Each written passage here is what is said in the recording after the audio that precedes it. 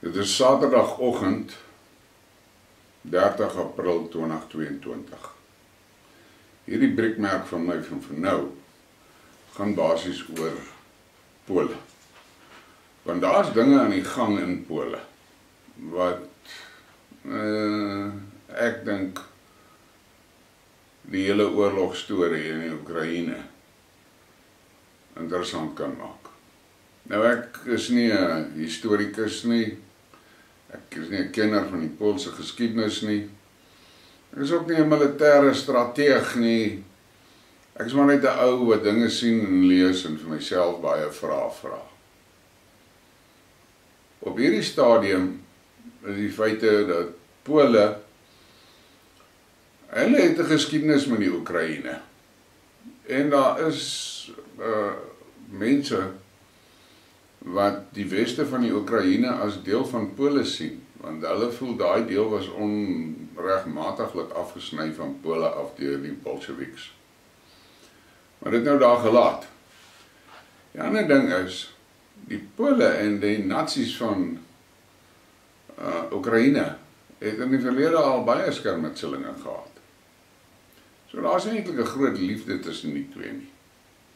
Maar ons sit in Pole met 'n probleem. Die Poolse president het 'n geskiedenis met Rusland.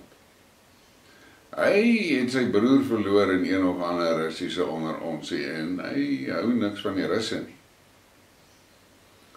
So ek verstaan dit nie regtig nie, of wat ek so sê, dit is vir my onaanvaarbaar, want as jy 'n president van 'n land is, dan moet jy jou persoonlike dinge een kant hou en jy moet kyk na jou land se belange. Maar nou ja, ons sien dit hier in Suid-Afrika ook maar net so. Ramaphosa, hy tree nie op vir die land nie, hy tree op vir die party. So ons is gewoond aan daai nonsens. Wat waar is wat in Pole gebeur het, is toe die Oekraïne oorlog uitbreek, was die Pole wat die shots gevat het met die vlugtelinge. Want die bulk van die vlugtelinge het Pole toe gevlug. En die gekombineerde weste moes eintlik meer gedoen het om Pole by te staan daar. Maar ek gaan ook nie oor dit praat nie. Die ding wat vir my op hierdie stadium van die wedstryd kommerwekkend is hierdie gerugte wat gehoor word dat Pole wil die weste van die Oekraïne inval. Soort van, hulle sê hulle wil daar 'n peacekeeping force insit. Nou, ek dink nie dit gaan 'n goeie plan afgee nie. Dit kan werk as Pole oop kaarte speel met Rusland en vir hulle sê, luister, ons gaan hierdie weste vat en denazify. Want dit is een van die Russe se dryfvere om die nazi's uit te roei in Oekraïne. En ek het 'n vermoede, Putin sal sê, ja, oké, doen dit, bly net uit ons pad uit. Want dit is duidelik dat die Russe stel nie regtig belang in die weste van Oekraïne nie. Daai skynaanval op Kiev was 'n goeie aanduiding daarvan. Die Russe is gefokus op die Donbass en die sogenaamde land bridge na Crimea toe. En hierdie dele wat hulle nou besig is op pad na Kherson gevat. Spesifiek omdat Kherson strategies die landbrug tussen die Crimea en Rusland moet wees. En verder is dit ook so dat in die noorde van Kherson, dit is waar die water, die vars water van die Crimea beheer word deur die Oekraïne. En dit was afgesny deur die Oekraïne en die Russe het dit oopgemaak sommer in die begin van die oorlog al. Interessant hoe die Russe daar opdag, toe die paar soldate wat daar was, het onmiddellik oorgegee, daar was nie eers 'n geveg nie. En die mense wat daar werk het net gesê, wow, ons wil nie beklei nie. Sê net wat moet ons doen. En so het hulle die water aangeskakel, die sluise oopgemaak en weer water na Crimea toe laat vloei. Ek dink nie ons ouens hier in Suid-Afrika besef werklik wat was die implikasie van daai kanaal wat toegemaak was nie. Maar nou ja, dis 'n storie vir 'n ander dag. Die Pole sit reg langs die Oekraïne aan die weste kant. En hulle het 'n geskiedenis met Oekraïne. Nou is daar sprake van die Pole gaan nou militêre oefeninge doen in die ooste van Pole. Nou vir die analiste is dit duidelik, hier kom 'n ding. Waarom gaan Pole daai klomp soldate daar bymekaar maak? Iets wat die analiste almal basically eens is dat NATO gaan nie die Pole sponsor met 'n inval in Oekraïne nie. Die Pole gaan dit op hulle eie moet doen. Want NATO is nie lus vir 'n fight met die Russe nie, hulle het dit klaar gewys. Nou, as die Pole hulle diplomatieke kaarte met Rusland regspeel, kan hulle dalk wegkom met hierdie ding sonder 'n probleem. Maar as hulle dit net blindelings gaan doen, gaan hulle onmiddellik teikens word vir die Russe. En die Russe het al bewys, hulle kom daai weste maklik by met hulle missiele. So, hierdie ding van Pole kan regtig 'n tamaletjie laat ontstaan. En met 'n soort van 'n proxy oorlog kan hulle NATO insleep. Want die realiteit is, as die Pole en die Russe slaags raak in die Oekraïne, dan gaan die Russe die Pole as 'n vyand beskou, as deel van die oorlog, en hulle gaan Pole ook beginne bykom met hulle missiele. En wat dan? As jy na die kaarte gaan kyk, dan jy sien Pole raak nou, dit raak nou baie naby aan die hart van die EU. En as dinge nie reg bestuur hier word nie, gaan sake skeefloop. Hier is 'n ander ding, en dit is dat dit lyk asof die EU Moldowia probeer boelie om betrokke te raak by hierdie Poolse avontuur. Die Moldova president het duidelik gister gesê, sy stel glad nie belang daaraan nie. Sy het nie 'n probleem met dit nie. En sy wil nie weet van 'n oorlog in die Oekraïne met Moldova as die aggressor in daai stand nie. Nou, hier is 'n ander ding wat ek ook glad nie van bewus was nie. Ek het dit maar in die laaste week of wat het ek eers daarvan bewus geword. En daar is 'n strook aan die ooste kant van Moldova, wat die hele lengte afloop daar teen die Oekraïne, wat 'n onafhanklike republiek is van etniese Russe wat daar bly. Daai streek word glad nie deur die EU erken nie, en dit word glad nie deur die VN erken nie, en die weste gee nie erkenning om dit nie.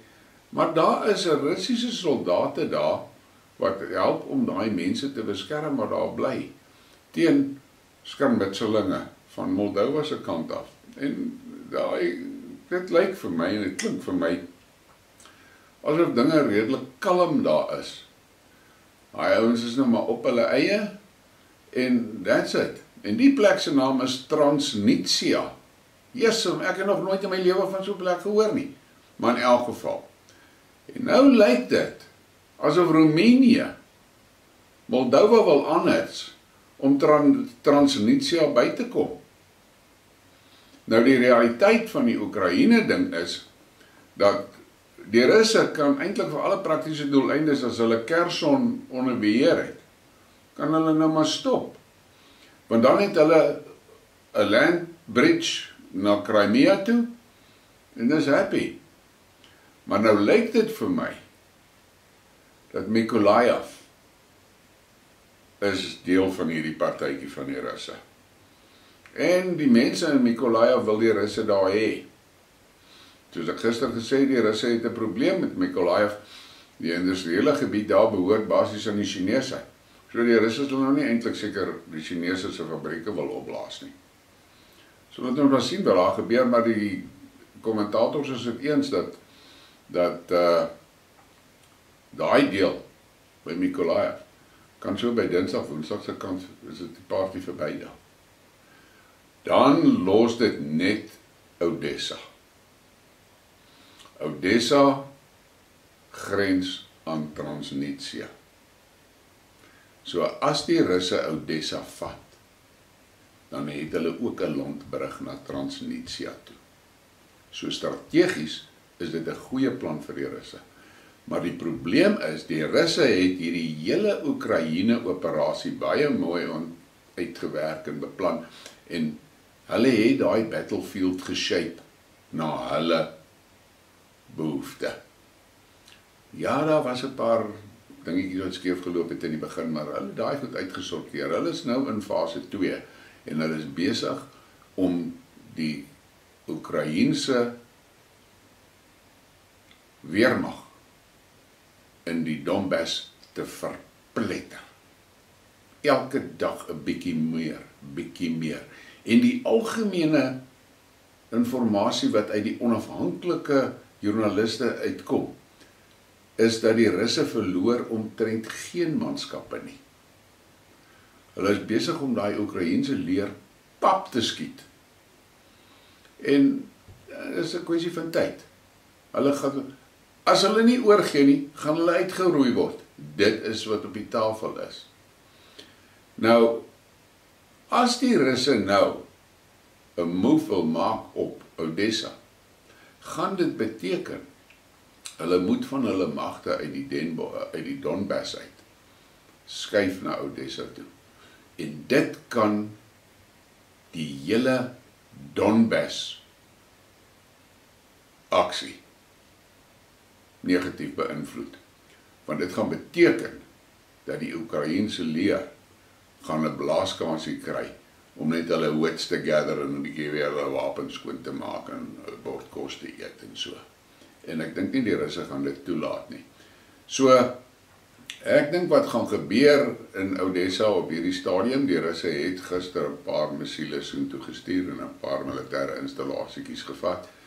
Ek dink hulle gaan dit maar doen met missiele. En as Mykolaiv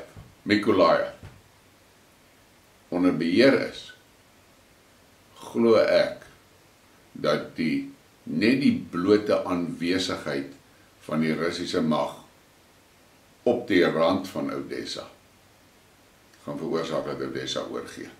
Dis wat ek dink.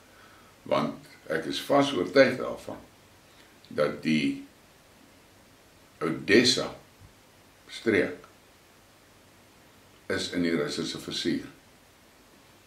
Eerstens sny dit Oekraïne heeltemal af van die Swart See af, en tweedens gee dit dan vir hulle 'n landbrug na Transnistria toe. Nou ja, wat die Pole gaan doen, weet ek nie. Ek weet nie wat gaan hulle regtig doen daar nie. Maar wat waar is dat daai Poolse kaart verkeerd gespeel word, kan Europa hulle self maar regmaak. Hier kom 'n ding, wanneer Russe gaan vir hulle blits. En dit is nou onbetwisbaar so. Die weste het nie 'n antwoord vir die Russiese supersoniese missiele nie. Hulle het nie 'n antwoord nie. Ek sien vanoggend 'n dingetjie waaraan die ouens sê, van Rusland af tot in Londen, 3 minute, dan is dit verby.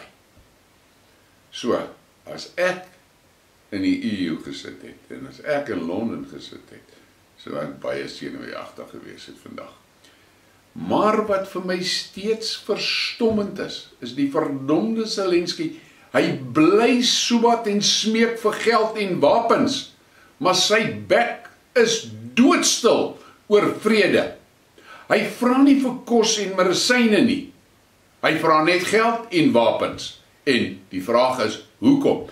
En dan hierdie sogenaamde gekombineerde weste, die wetters, hulle bly geld en wapens stuur. Wat van die arme mense in die Oekraïne?